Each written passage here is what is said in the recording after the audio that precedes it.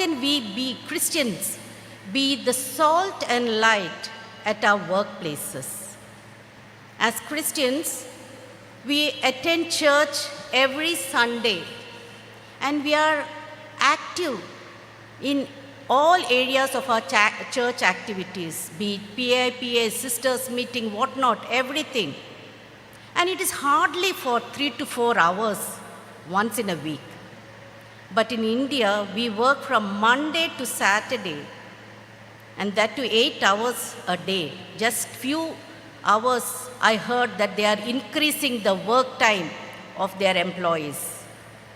So my dear friends, we spend a lot of our time at our workplace.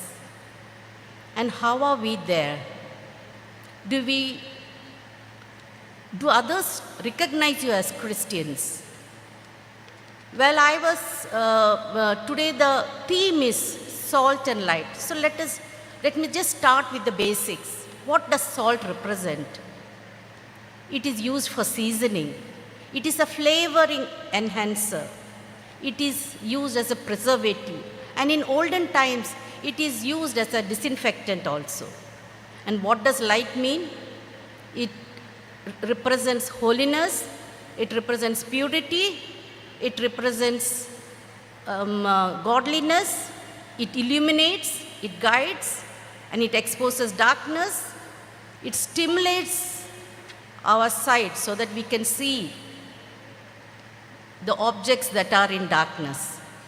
When I was preparing this message, I was really amazed how perfect the Word of God is. Jesus said, "You are the salt and then the light." The order, the sequence. He didn't say, "You are the light and the salt." Because unless we preserve ourselves from decay, unless we are pure, unless we are holy, we can never be the light. We can never lead other people. We can never show the world the hidden treasures in the dark places and illuminate the path to salvation. So it is very important that we are first the salt, and then automatically you will be the light of this world. Work is the most logical and the best place where Christians can be of great impact and influence. We are uniquely placed than others in God's mission.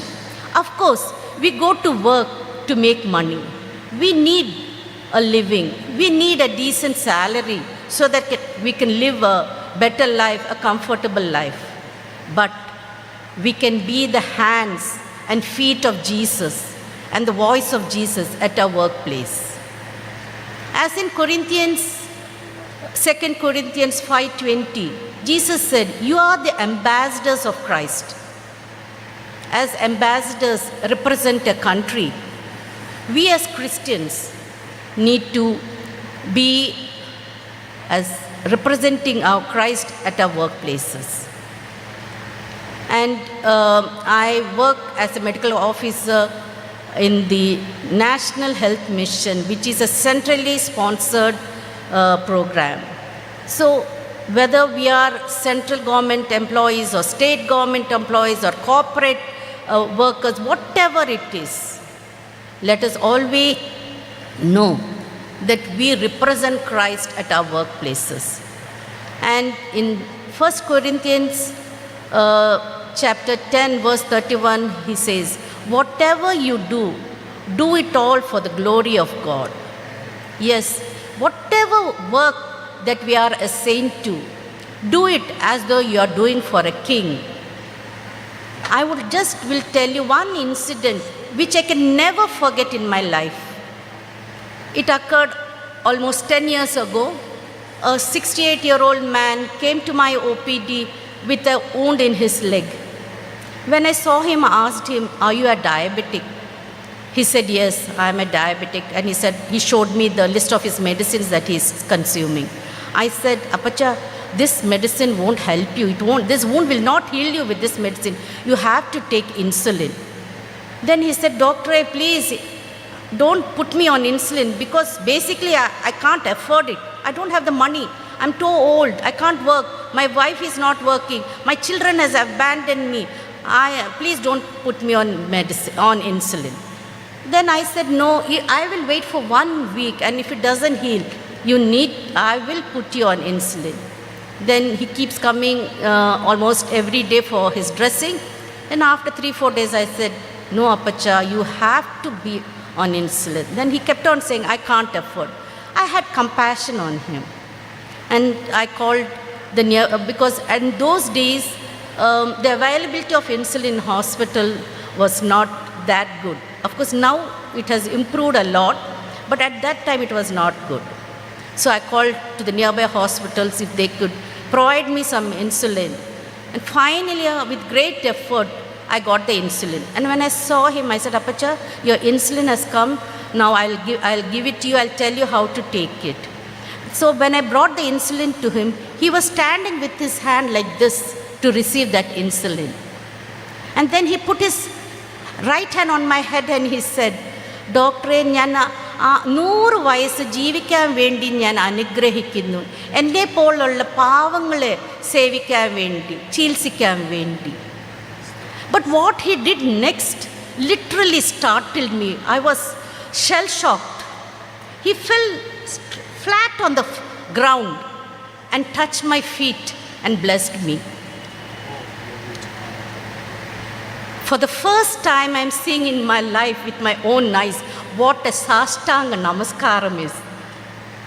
Such Sashtanga Namaskarams is pretty common in other states in India, but not so in Kerala. Yes, it happened in Alapi district where I'm working. At my workplace, every day I see almost 100 to 150 patients in front of them all. Suddenly my staff kept running and coming, seeing what is happening, knowing what is happening. In front of them all, I could glorify my God. Your actions will do the talking. Just as salt increases the flavor of food, let our actions, let us be a blessing to the world around us. As light, let our good deeds be evident for others to see. As Christians, we should make a tangible difference in all spheres of our influence. For that, you needn't have to have great strategies, great planning, or grand gestures. Just lead a consistent Christian living and obey the scriptures. Our life at our workplace is a witness and testimony of whom we serve. If Christian faith is not relevant at the workplace, I say it is not relevant anywhere else. So as followers of Christians, let us follow Christ and let us show to our fellow workers whom we believe. In an institution, if 3 or 4 Christian professionals dedicate their lives as brand ambassadors of Christ, I can challenge you. We can take at least a piece of our church to our workplace.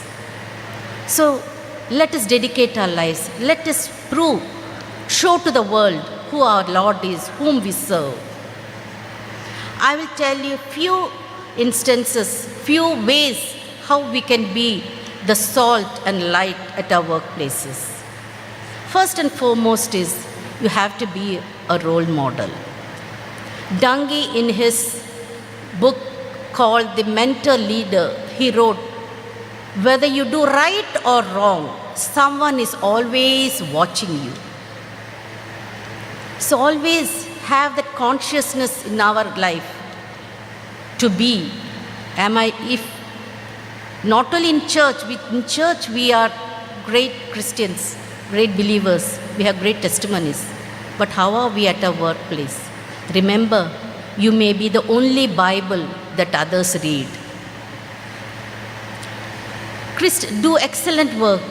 Christian workers should be the best workers. Whatever work we do, we should excel in our work.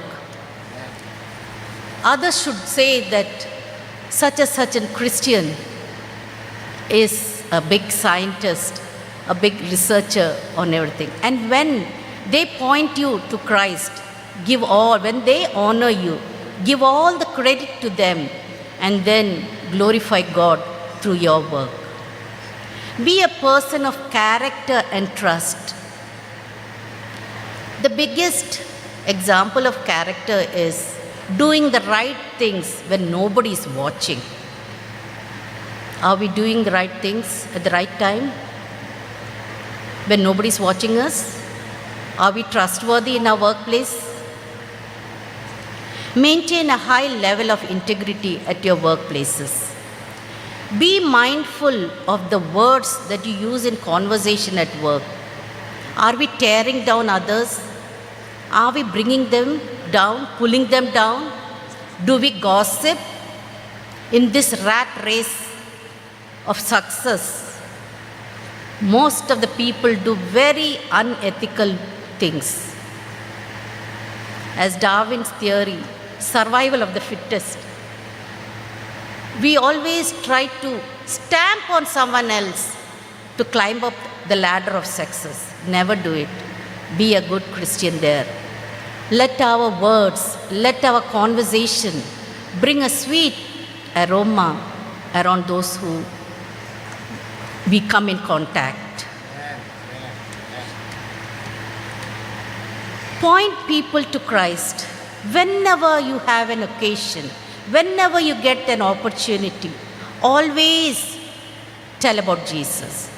This second Saturday, 2 days back, a young lady came to my OPD. In fact, she came to take medicines for her mother-in-law. And during our conversation, she said, "Doctor, I have been married for 5 years and I don't have any kids so far. My mother-in-law literally tortures me." I said, "Mola, don't worry, I'll pray for you." And then I started telling, "You pray, I know you are a Hindu, but secretly at least, you pray in your mind, in your heart, and Jesus will fulfill your desires and very soon you'll have a baby." So whenever we have opportunities, we are always very shameful to tell about Jesus to others, especially at our workplace. Pray for those who interact with you daily. Do you have time to talk with your colleagues? At least ask them.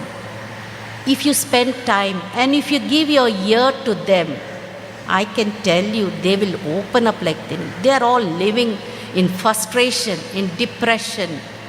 Just spend time and pray for them.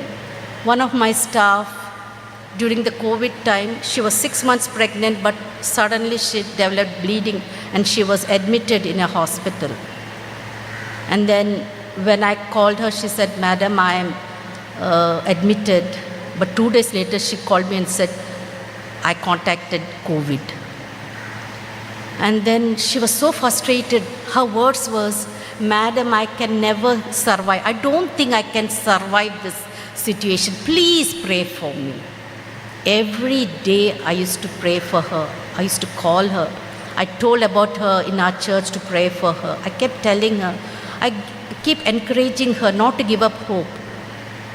And since there was nobody, during COVID, nobody is allowed into a house. And her mother, who was a cancer survivor, also got this COVID. And within 2 days, her mother died. And you should see, she was crying and crying over the phone. We can't go to her place to console her. But over the phone, I prayed for her and comforted her. After her delivery, when she joined her work, in front of every staff, she told, "Because Beulah Madam prayed for me, she shared me about Jesus, I am back to work. Otherwise, I would have died long back along with my mother." So in any situation, Your colleagues are just waiting. Many staff come to me and say, Madam, please pray for my children. Please pray for my husband. He's an alcoholic. He's a drunkard. He beats me and everything. Show them your unconditional love, and definitely they will, one day at least, they will listen and they will accept Christ as their Savior. Finally, I would like to conclude. Let us pour on the salt and put on the light, so that as in Matthew 5:16, before men in such a way that they may see the good works and glorify the Father who is in heaven.